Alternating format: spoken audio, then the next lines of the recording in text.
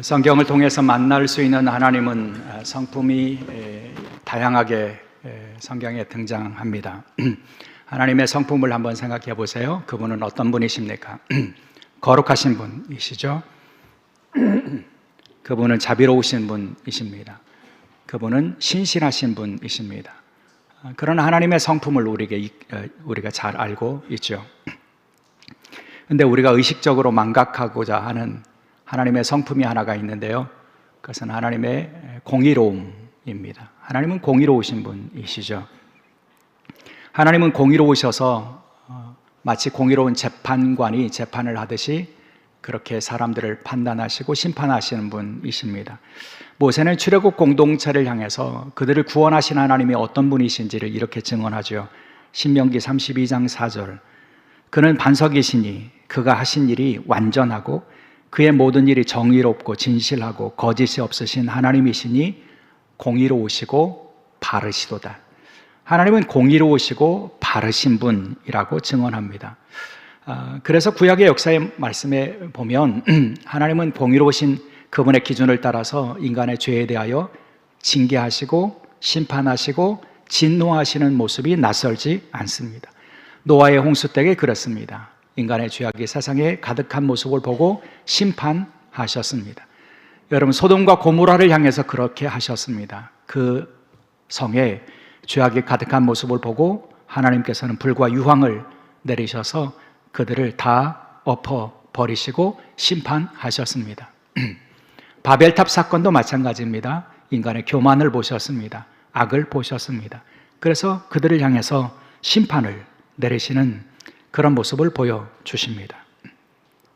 하나님은요, 공의로우신 분이시기 때문에 그 공의로운 기준을 따라서 인간의 죄와 악에 대하여 심판하실 수밖에 없는 분이라는 거죠.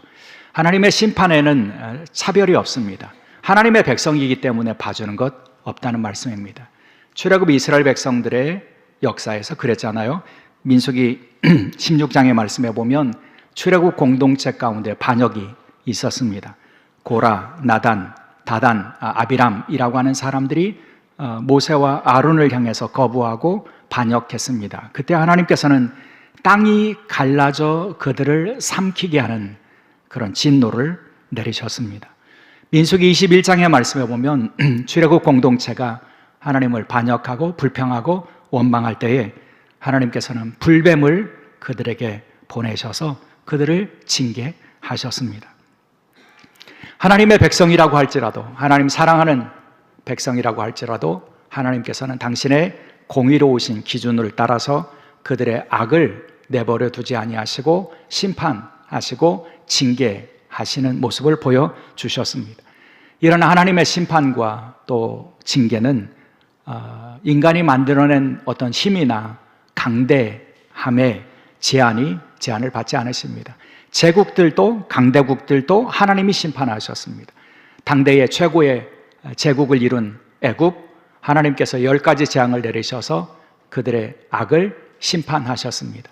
여러분, 이것은 아시리아도 마찬가지고 바벨론도 마찬가지고 페르시아도 마찬가지고 그리고 로마도 마찬가지입니다. 그들은 그 시대에 세계 최고의 제국을 이룬 민족이었지만 하나님께서는 그들에게 하루아침에 멸망에 이르게 하시는 역사적인 심판을 내리셨습니다. 공의로우신 하나님께서 그들의 높아짐을, 그들의 교만을, 그들의 악을 꺾으시고 그들을 향한 하나님의 심판을 내리셨다는 말씀입니다. 그래서 구약에서 만나는 하나님, 그 진노하시고 심판하시는 하나님의 모습을 생각하면 우리에게는 두려움이 찾아옵니다. 왜냐하면 인간은 근본적으로 죄의 굴레에 있기 때문입니다. 그래서 하나님 앞에 나가는 것이 우리에게는 근본적인 두려움이 되는 것이죠. 이사야가 화로다 나여 망하게 되었다, 내가 부정한 입술을 가지고 있는 사람들 가운데 있으면서 하나님을 배웠다 고백했던 것처럼요, 하나님 앞에 서는 것은 두려운 마음이 들게 되어 있다는 거죠. 그러나 분명한 사실은 하나님께서 우리에게 원하시는 것은 두려움이 아니라는 겁니다. 하나님은 하나님의 백성들이 두려운 마음이 있어서 하나님을 멀리하는 것을 원하지 아니하십니다. 하나님께서는 그래서 우리에게 무엇을 요구하시냐면 경외를 요구하십니다. 경외는 두려움의 마음이지만 하지만 그 경외에는 하나님을 향한 친밀함이 담겨 있다는 거죠. 아브라함 요슈아 헤셀이라고 하는 분이 경외에 대해서 이렇게 설명합니다. 두려움과 친밀함이 동시에 담긴 신앙적인 반응이다. 그분은 경외를 설명하면서 두려움과 구별되는 인식의 형식이라고 분명히 말합니다. 단순한 두려움을 이야기하는 것이 아니라는 거죠. 이 단순한 두려움이라고 하는 감정이 고통과 위험을 피하기 위한 반응이라면 경외는요, 하나님의 신비 앞에서 겸손히 서며 오히려 그 신비를 향해서 끌려가는 태도다. 그분은 그렇게 설명합니다. 그래서 그분은 경외를 뭐라고 말하냐면 지혜의 시작이 된다. 그리고 인간이 하나님과 친밀하게 교제할 수 있는 문이 된다. 이렇게 말씀합니다. 경외함이 있어야 하나님 앞에 나갈 수 있고요. 경외함이 있어야 하나님과의 친밀함을 누릴 수 있게 된다는 거죠. 그리고 그 경외함을 가진 사람들에게 복이 있다. 하나님 그렇게 말씀해 주십니다. 그것이 시편 기자들의 노래예요. 시편 34편 9절. 너희 성도들아 여호와를 경외하라. 그를 경외하는 자에게는 부족함이 없도다. 주를 경외하는 것이 얼마나 복된 것인지를 말씀해 주셨고요. 시편 115편 13절. 높은 사람이나 낮은 사람을 막론하고 여호와를 경외하는 자에게는 복을 주시는도다. 하나님께서 복 주시기를 원하시는 사람은 분명합니다. 하나님을 향한 경외하는 마음을 가지고 하나님을 두려워하되 하나님을 친밀하게 여기고 하나님 앞에 가까이 나가는 문을 통하여, 경외라고 하는 문을 통하여 하나님 앞에 나가는 사람들, 그들에게 하나님께서는 복을 주신다고 말씀해 주십니다. 오늘 예배하면서 저와 여러분 속에 그 경외가 회복될 수 있기를 주의 이름으로 축원합니다. 하나님 분명히 두려운 분이시지만 하나님을 향한 친밀함을 가지고 경외라고 하는 문을 열고 하나님 앞에 나가 하나님 주시는 복을 누릴 수 있는 그런 믿음의 사람들이 될 수 있기를 주의 이름으로 축원합니다. 여러분, 그렇게 하나님과의 친밀함을 누리고 사셨던 분이 계신데요, 그분이 바로 예수님이십니다. 예수님이 얼마나 하나님과 친밀함을 누리신 분이신지를 보여주는 증거는 먼 곳에 있지 않습니다. 예수님은 하나님을 두려운 분 이렇게 여기지 않으셨어요. 예수님은 하나님을 늘 아버지라고 부르면서 하나님과의 친밀함을 누리셨습니다. 오늘 본문 요한복음 5장 19절이 이렇게 시작됩니다.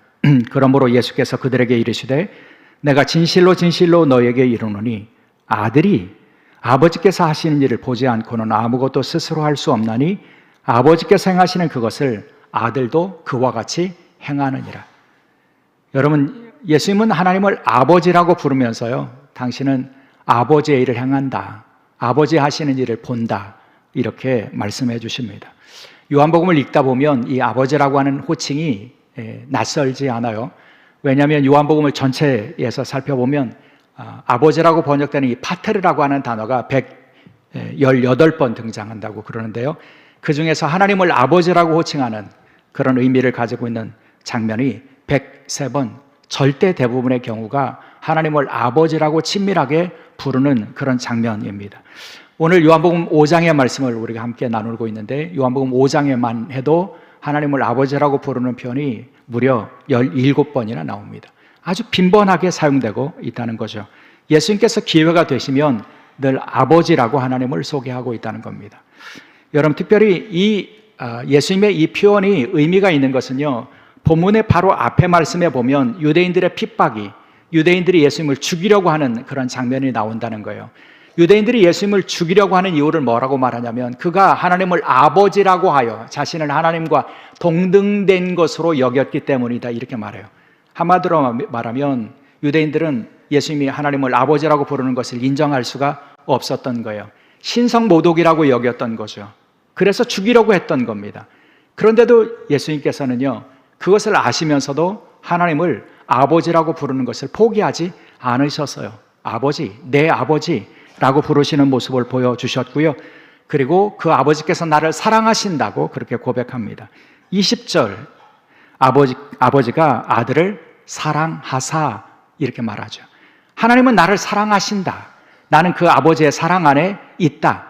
그래서 그 아버지의 사랑 안에 있는 나는 아버지 하나님과 하나이다, 이렇게 말씀합니다. 요한복음 10장 30절, 나와 아버지는 하나이니라.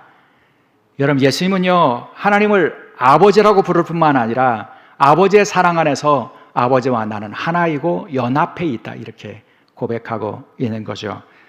여러분, 이것이 사랑의 완성 아닙니까?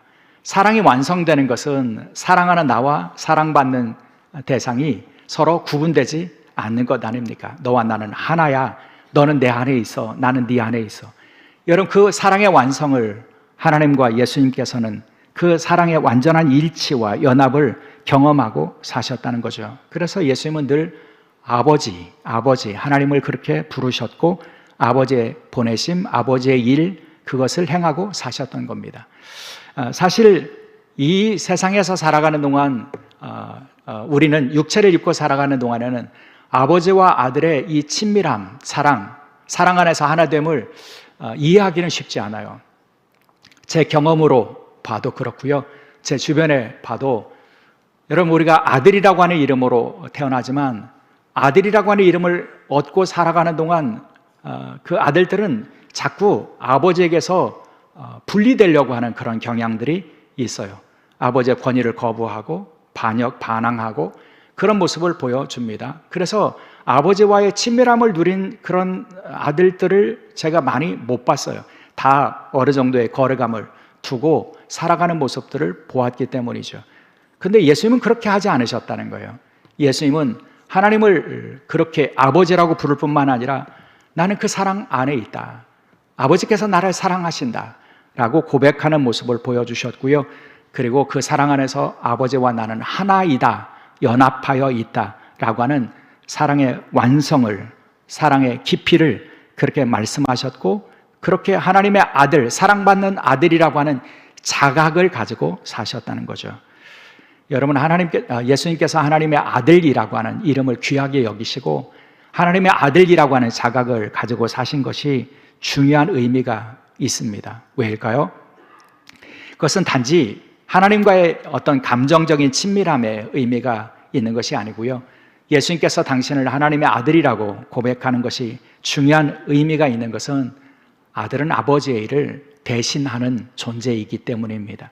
유다의 문화에서 그랬어요. 유다의 문화에서, 여러분, 유대 문화에서는 아들은 아버지의 일을 하는 사람이에요. 아버지의 직업을 이어받고요, 아버지의 일을 대신하는, 위임받는 존재가 아들이었다는 거예요. 그러니까 예수님 그렇게 말씀하는 거죠. 내가 하나님의 아들이라고 하는 말은 하나님 아버지의 일을 내가 한다, 이렇게 말씀하고 있는 거죠. 하나님의 일을 대신하고 위임받았다, 이렇게 말씀하는 거죠. 그 내용이 본문에 담겨 있잖아요. 19절, 아버지께서 행하시는 그것을 아들도 그와 같이 행하느니라. 아버지 하나님이 행하시는 일을 아들이신 예수님도 그와 같이 행한다. 아버지의 일을 감당하고 대신한다. 22절, 아버지께서 아무도 심판하지 아니하시고 심판을 다 아들에게 맡기셨으니. 여러분, 하나님이 판단하시고 또 진노하시고 공의로운 재판을 하시는 분이라고 말씀드렸는데 그 일을 이제 아들이신 예수님께서 하신다. 아들에게 맡기셨다. 심판을 맡기셨다. 이렇게 말씀하고 있다는 거죠. 여러분, 하나님의 아들이신 예수님은요, 아버지의 일을 자신이 맡았다고 고백하는데, 특별히 예수님의 마음속에 담고 있었던 아버지의 일은 뭐냐면 심판이었다는 거예요. 구약에 하나님께서 심판하시고 판단하시고 진노하시고 징계하시는 하나님이시라면 그 심판하는 일을 이제는 예수님께서 감당하신다고 하는 것을 예수님은 인정하고 계셨다는 거죠. 그런데 흥미로운 것은요, 예수님이 심판의 권세가 있다, 심판하는 일을 내게 맡기셨다, 이렇게 고백하지만 한편으로 보면 모순적으로 예수님은 당신 심판하러 오시지 않았다, 이렇게 말씀해 주시는 거예요. 여러분, 복음서의 말씀 기억하십니까? 예수님은 당신이 심판하러 오셨다고 말씀하시지만 동시에 나는 심판하러 오지 않았다라고 하는 서로 양립할 수 없는 모순적인 말씀을 하세요. 여러분, 예수님이 이렇게 말씀하죠. 요한복음 3장 17절, 하나님이 그 아들을 세상에 보내신 것은 세상을 심판하려 하심이 아니다. 그로 말미암아 세상이 구원을 받게 하려 하심이다. 이렇게 말씀하시고요. 요한복음 12장 47절, 사람이 내 말을 듣고 지키지 아니할지라도 내가 그를 심판하지 아니하노라. 내가 온 것은 세상을 심판하려 함이 아니요 세상을 구원하려 함이로라. 여러분 모순이죠. 예수님 심판하는 권세도 있고 심판을 맡으셨는데, 그런데 예수님은 정작 나는 세상을 심판하지 않는다, 심판하지 않고 구원을 얻게 하기 위해서이다 라고 말씀하십니다. 이것을 우리는 어떻게 조화시킬까요? 어떻게 읽을 수 있을까요? 어떻게 심판과 구원이 동시에 이루어질 수 있을까요? 여러분, 예수님께서는 당신의 십자가 사랑을 통해서 그 심판과 구원을 동시에 이루신다고 말씀해 주십니다. 예수님은 당신과 죄인인 인간을 자리 바꿈을 통해서 예수님의 의를 인간이 입게 하시고 인간의 죄의 값을 예수님께서 지불하시는 방식을 통해서 심판과 구원을 동시에 이루신다, 이렇게 말씀해 주신 겁니다. 최근에 어떤 영상을 보면서 제가 깊은 감동을 느낀 경험이 있어요. 이 사건은 바다에서 이루어진 사건인데 아마도 우리 남해 쪽 어디에서 일어난 그런 사건인 것 같아요. 파도가 굉장히 높이 이는 그런 날이었어요. 한 사람이 그 바다에 빠져서 그 해엄을 쳐서 육지로 나오려고 하는데, 근데 파도가 너무 높고 그리고 물결이 세기 때문에 이 사람이 아무리 육지를 향해서 헤엄을 쳐도 육지에서 조금씩 더 멀어지고 있는 거예요. 사람들이 이 방파제에 서서 그 사람을 바라보는데 그냥 안타깝게 발만 동동 구를 수밖에 없는 상황이에요. 왜냐하면 파도가 너무 높아서 웬만한 사람들은 그냥 헤엄도 못 치고 휩쓸릴 수밖에 없는 그런 상황이었기 때문에 그를 구할 수 없다는 것을 알아요. 그래서 헤엄쳐 가기를 포기하고 그저 안타깝게 바라보고 있는 그런 상황인데, 근데 그들의 뒤쪽에서 어떤 사람이 작은 보트 하나를 타고 노를 저으면서 그 사람에게 접근해 가기 시작합니다. 아주 작은 노예요. 뭐 카약, 카누 이렇게 비슷하게 생긴 그런 보트를 타고서 그 보트 위에 걸터 앉아서 노를 저어서 그 사람에게 다가가요. 그리고는 그에게 다가가서 그를 잡아서 그 작은 보트 위로 끌어올리려고 노력하는데, 근데 이미 그 사람은 기진맥진해 있고요. 그래서 그 사람의 힘으로 올라오지 못하고 보트 위에 사람이 끌어올려야 되는데 그것이 쉽지 않아요. 애쓰다가 놓쳐요. 그러면 이 사람이 바다 깊은 곳에 빠져 들어가요. 그러자 이 사람이 구조하라고 올라간 사람이 보트에서 바다 밑으로 몸을 던져요. 그리고 그 사람을 잡아서 다시 끌어올립니다. 그리고는 이 작은 보트를 사이에 두고 이 구조하러 온 사람과 이 구조할 사람이 서로 이렇게 맞잡는 그런 형식을 만들어요. 그러니까 구조하러 간 사람이 이렇게 잡은 거예요. 그리고 이 사이에 보트가 있는 거죠. 어떻게 하나 제가 주의 있게 봤는데 그 다음에 장면이 참 놀라운 장면이었어요. 그래서 뭐냐면 이렇게 빠져가는 사람을 잡은 이 구조대원이 보트를 뒤집어 버려요. 그러니까 이 물속에 담겨있는 사람이 보트 위로 올라오고 자신은 보트 밑에 물속에 잠기게 되는 거죠. 그렇게 이 사람을 끌어올려서 살려요. 그리고 자신은 물속에 빠져요. 근데 다행히 이렇게 구조하는 시간 동안 다른 구조대원들이 찾아와서 이 두 사람을 구조해내는 그런 장면을 제가 영상에서 보았어요. 제가 이 영상을 보면서 이것보다 하나님의 구원을 잘 설명하는 방식은 없겠구나, 이런 생각이 들었어요. 하나님의 구원은요, 자리 바꿈이에요. 여러분, 죽은 죄와 그 사망의 권세 아래에 있어서 멸망하는 인간을 하나님께서 예수 그리스도를 통해서 구원하시는 방식은 그분의 의를 통해서 우리를 살려주시고 그분이 죽는 거예요. 그분이 대신 대가를 치르는 방식으로 그 구원을 이루신 거죠. 물속에 빠져 있었던 우리가 마치 예수님이 끌어올리셔서 생명을 얻는 것처럼 예수님께서 우리를 그렇게 살리셔서요. 그것이 예수님의 구원이에요. 근데 여러분, 그 구원은 동시에 심판이 되기도 하죠.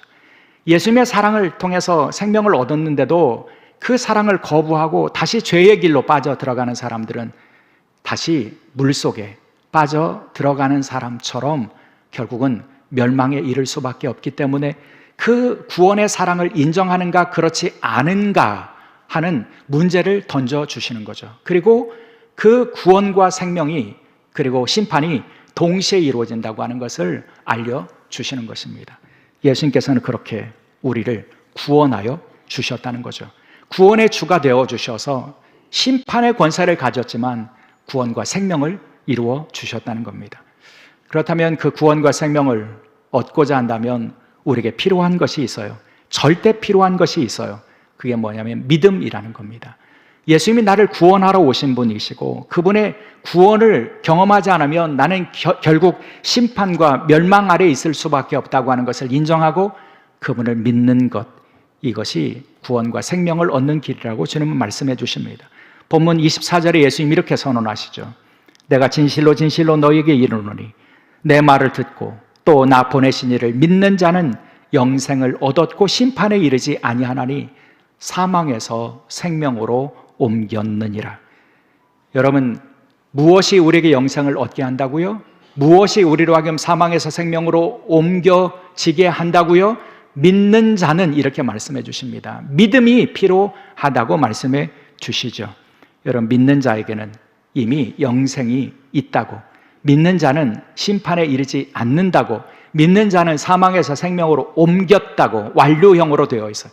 예수님의 구원이 그렇게 완전하다고 말씀해 주시는 거죠. 그렇다면 구원에 이르게 하고 영생에 이르게 하는 믿음이라고 하는 것은 도대체 어떤 것일까요? 여러분, 우리로 하여금 그 생명을 얻고 구원을 얻게 하는 이 믿음은 단순한 감정의 동의가 아닙니다. 사형리식으로 그냥 입으로 시인하면 되는 그런 믿음의 차원과는 다릅니다.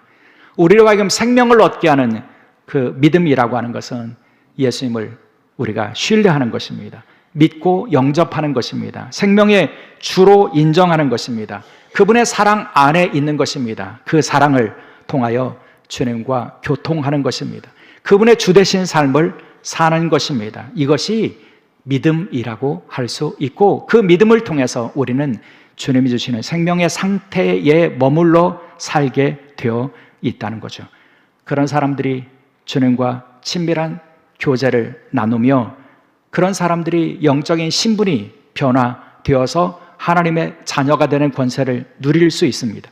그런 사람들에게 내면과 삶의 변화가 일어납니다. 그런 사람들이 영적으로 구원과 생명을 얻게 되고, 그런 사람들이 주님이 주시는 평안과 또 자유함과 담대함과 능력을 얻게 된다는 것입니다. 이것이 믿음을 통해서 얻는 구원의 역사라고 말씀해 주시죠. 그런데 여러분, 우리의 믿음이 진정한 믿음인지 그렇지 않은지는 우리의 열매를 통해서 구분이 된다는 사실을 우리는 기억해야 합니다. 내가 믿는다고 해서 여러분, 우리의 믿음이 진실한 믿음이 되는 것이 아니라 우리의 믿음에는 증거와 열매가 있어야 한다는 거죠. 우리의 믿음의 증거와 열매는 무엇일까요? 우리는 그 열매를 예수님에게서 발견할 수 있습니다. 여러분, 믿는 자에게는 하나님의 자녀가 된다, 이렇게 말씀하시잖아요. 하나님의 딸이 되고 하나님의 아들이 된다고 말씀해 주십니다. 그렇다면 여러분, 우리가 하나님의 딸, 하나님의 아들로 살아가는 모습은 어떤 모습이냐면 하나님의 아들이신 예수 그리스도의 모습이 있어야 한다는 거죠. 여러분, 하나님의 아들이신 예수님의 모습은 어떤 것이었어요? 하나님 아버지의 일을 행하는 것이었잖아요. 하나님 아버지의 일을 맡아서 이 땅에 오셔서 구원과 생명을 이루시는 일을, 살리시는 일을 하시는 것이 하나님의 아들의 모습을 가진 예수님의 열매가 아니었습니까? 우리도 마찬가지라는 거죠. 우리가 믿고 하나님의 자녀가 되었다고 고백한다면 여러분, 우리 안에 예수님처럼, 하나님의 아들이셨던 그분처럼 살리고 생명과 구원의 역사를 이루는 모습이 있어야 한다는 거죠. 이런 사람들이 바로 하나님의 자녀가 되는 것이고요. 그런 사람들이 하나님의 선한 일들을 감당하는 사람이 되고요. 하나님의 선한 일을 감당하는 사람들에게 생명의 부활이 있다고 말씀해 주십니다. 오늘 본문 마지막 절 29절이죠.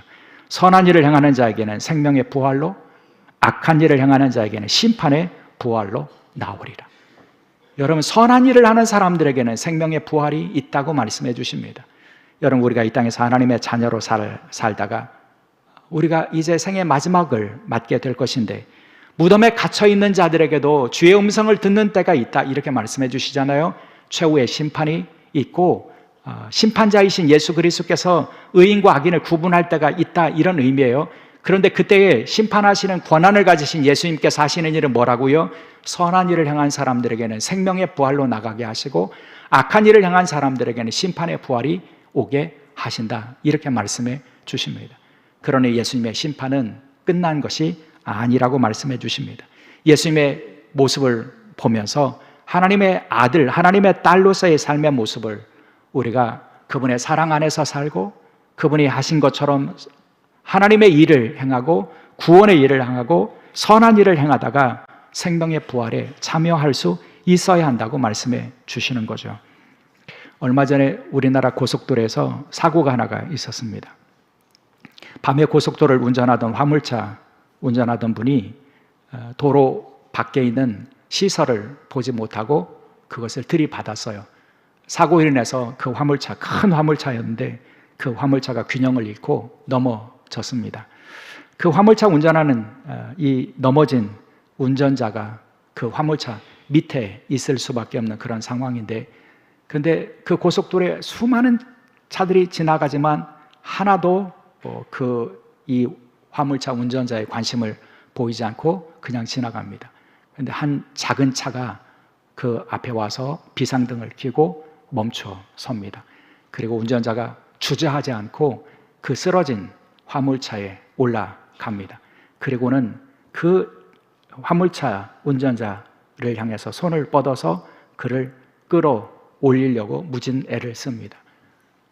근데 불행한 것은요, 그 뒤에 오던 차가 이 사고 난 상황을 보지 못하고 차를 들이받은 거예요. 그 구조 활동을 하던 이 운전자는 화물차에서 떨어집니다. 그리고 화물차의 이 운전석에 끼어 있었던 이 화물차 기사도 그리고 구조하던 이분도 생명을 잃는 비극적인 사건이 벌어집니다. 제가 이 장면을 보면서 그 선한 사람이 그렇게 비극적인 삶을, 최후를 맞이하는 것이 어떤 의미가 있을까? 그런 질문이 제게 있었어요. 그러다가 오늘 본문의 말씀이 떠올랐습니다. 선한 일을 행한 자에게는 생명의 부활로. 여러분, 예수님의, 하나님의 행하시는 일이 우리의 이 짧은 이 세상에서 끝나는 것이 아니라는 사실을 기억해야 한다는 말씀입니다. 여러분, 우리가 남들이 알아주든 남들에게 보상을 받든 선한 일에 대한 합당한 어떤 보상이 나에게 주어지든 그렇지 않든 우리의 삶의 기준은 하나님께서 행하게 하신 일이 되어야 한다는 겁니다.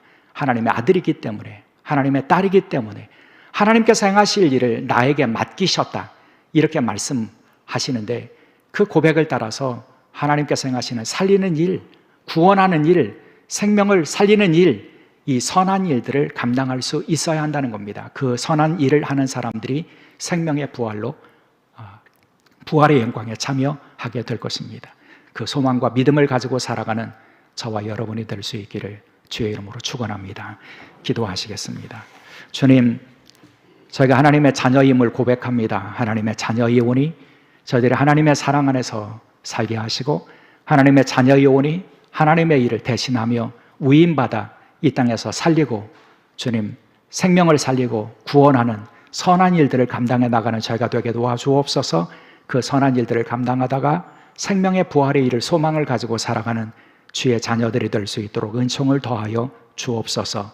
감사하오며 우리 주 예수 그리스도의 이름으로 기도드리옵나이다. 아멘.